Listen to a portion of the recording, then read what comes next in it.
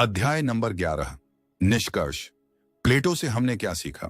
एक दार्शनिक की कहानी का सार जो आज भी हमारे जीवन को रोशन कर सकता है। तो दोस्तों, हमने प्लेटो के साथ एक लंबा और गहरा सफर तय किया। हमने उनके रहस्यमयी नाम से शुरुआत की, उनके गुरु सुकरात की दर्दनाक मौत को महसूस किया, उनके साथ ज्ञान की तलाश में दुनिया घूमी, उनकी महान अकादमी के दरवाजे खोले और उनके आदर्श राज्य के सपने और सिसिली के कटु यथार्थ को देखा।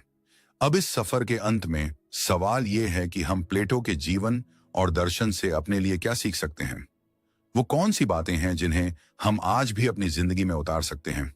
पहली और सबसे अहम सीख जो प्लेटो हमें देते हैं वो है सवाल पूछने की हिम्मत। अपने गुरु सुकरात की तरह प्लेटो का पूरा दर्शन इसी एक बात पर टिका है। सुनी सुनाई बातों को, परंपराओं को और अपनी खुद की मान्यताओं को जस का तस स्वीकार मत करो।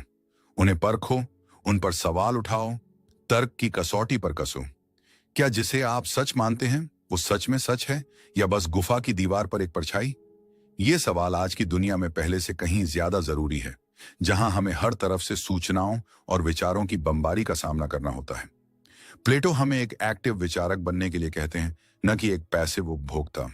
दूसरी सीख है कि हमेशा आदर्श की तलाश करो, हमेशा बेहतर की ओर बढ़ने का प्रयास करो। प्लेटो एक आदर्शवादी थे। उन्होंने एक आदर्श राज्य, एक आदर्श न्याय और एक आदर्श ज्ञान की कल्पना की। हो सकता है कि उनके ये आदर्श कभी भी पूरी तरह से हकीकत में न बदल पाएं, जैसे वो खुद सिसिली में असफल हुए। लेकिन इसका मतलब ये नहीं है कि आदर्शों का कोई मूल्य नहीं है।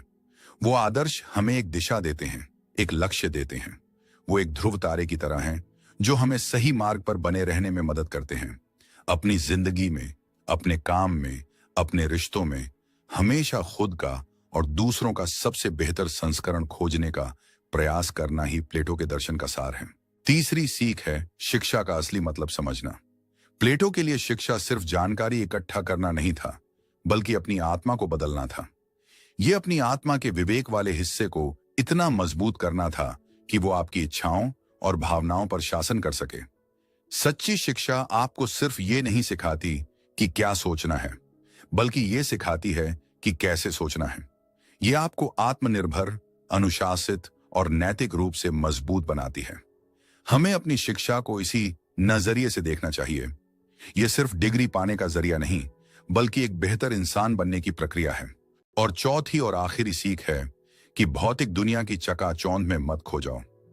प्लेटो हमें याद दिलाते हैं कि सच्ची खुशी और सच्चा मूल्य धन, दौलत, शोहरत या शारीरिक सुख में नहीं है।